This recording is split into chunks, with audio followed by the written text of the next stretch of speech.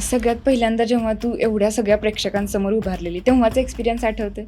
तर नाव नाही आठवत, पण एक शिवसेनेचे कार्यकर्ते होते आणि त्यांचा मोठा शो होता, सभा होती त्यांची पहिली गोष्ट तर.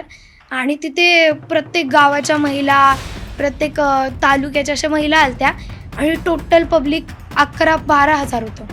खूप पब्लिक, म्हणजे इतका मोठा ग्राउंड होता आणि सगळं भरलेलं की स्वागतासाठी हेलिकॉप्टरनी फुलं टाकलेली एवढ्यानी. कधी 2018-19ची गोष्ट आहे ही, करोनाच्या आधीची.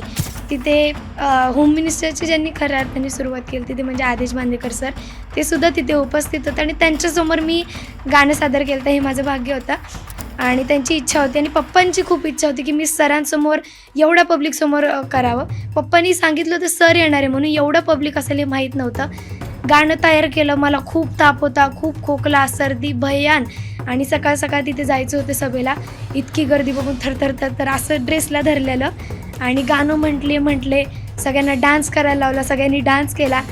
तिथं पप्पांनी मला असं गळ्याला लावलेलं तेव्हा खूप छान वाटलेलं. आणि